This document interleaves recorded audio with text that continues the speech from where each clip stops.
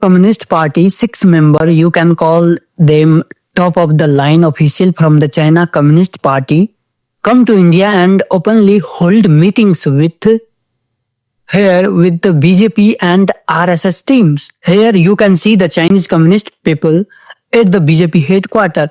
Now many articles have been published about the meeting because it's a gathering of the world's two largest political parties in the world.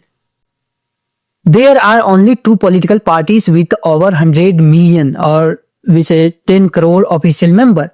One is India's Bharatiya Janata Party, which claims to have 14 crores member. So if you consider India's population to be around 140 crore, according to the BJP, about 10% of India's population are its member. And in second place, in the Chinese Communist Party, often called the CCP or sometimes CPC, they also claims to have 10 crore members, meaning roughly 7.7% of China's population holds official membership of the Communist Party of China.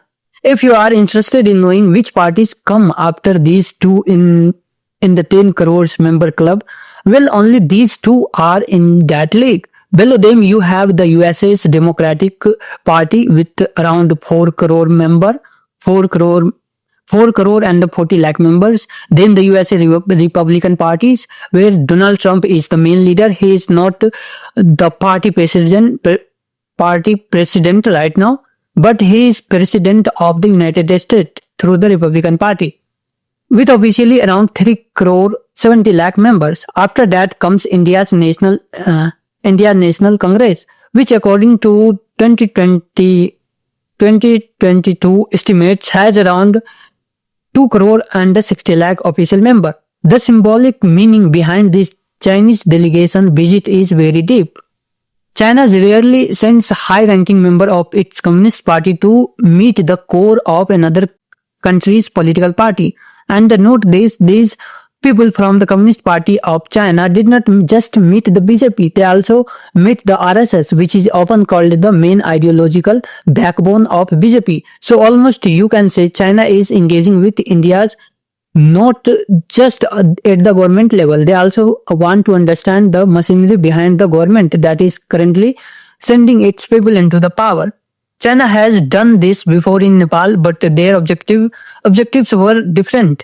Here, as far as I can see, they want to understand India political leadership. Obviously, here will be a lot of criticism about this visit because in the last few years, China has taken many anti-India moves. Even during Operation Sindoor, the weapons Pakistan used against India were provided by China. Our military has also suggested that China was constantly supporting Pakistan during Operation Sindoor. So now suddenly a CCP delegation comes to India. Obviously there will be a lot of criticism. The Congress Party has heavily criticized it, calling it hypocritical and saying such visits should not be happen. But if you look at this visit in the larger context, you can count it as a part of rapidly improving India-China relation. Direct flight between India and China have already started. There is now an understanding on the border issues. An Indian Army chief himself has said this. Here you can see the statement by the chief of the Indian Army, General Upendra Dwivedi. He said that India and the China carried out a readjustment of troops to try to increase the trust factor. We are trying to further improve the trust factor between two countries.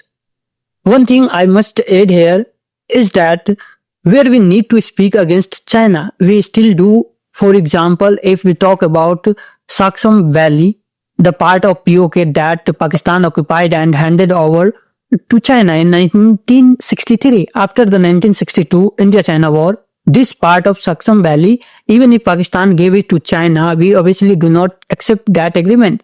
India openly says the Saksam Valley is part of India, and our army chief has openly rejected Beijing claims. So it's not like India-China relations have suddenly become perfect with no issue. Problem still exists. But on its part, China is trying to take advantage of the window opened by Donald Trump's statement and actions. Can they earn more goodwill in India? Can they improve their image in India? Because Donald Trump, without any reason, has damaged America's goodwill and image in India quite a bit.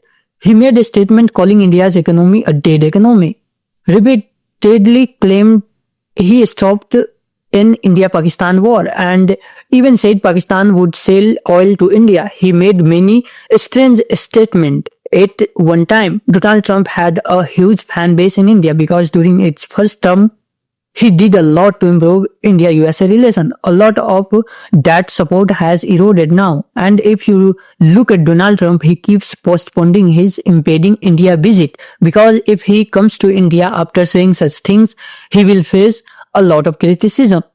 People were thinking that in 2026, the Quad Summit, which keeps getting delayed, saying it will happen next year, might see Donald Trump come to India or not. But one big event will happen in 2026. India will host the BRICS Summit. So Xi Jinping will definitely come to India. Vladimir Putin will come. Unless some last minute major event happen that separate things. But quietly possible, Xi Jinping and Vladimir Putin will come to India.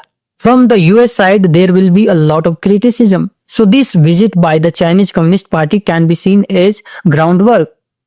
They are taking the sense of the political atmosphere here to see if they can make Xi Jinping visit successful in India. Because the BRICS summit India is hosting this year will be full of controversy. Most probably, Donald Trump comments will come. In India, if Vladimir Putin and Xi Jinping come, meet PM Modi and stand together with Iran President, yes, because BRICS is no longer just a group of 5 countries. Additional countries have been added like Egypt, Ethiopia, Iran and the United Arab Emirates. USA is now part of BRICS too. The USA has somehow used internal politics and foreign pressure to stop Saudi Arabia from becoming a BRICS member. Otherwise, it looked like Saudi Arabia would easily join BRICS. For now, the US has blocked Saudi Arabia, but the way BRICS is expanding and this summit happened this year, it will clearly be an era-defining summit because by the time this summit happens, most probably at the end of this year, we will know whether the coup attempt in Iran succeed for the USA or not, or if any coup happens in Iran. So again, a lot of things are about to happen. I told you that 2026 will be the most important year geopolitically. It will be the year that decide the foreign policy of many countries for the next 15 to 20 years. So as update comes or some news arrives, I will keep bringing updated videos for you.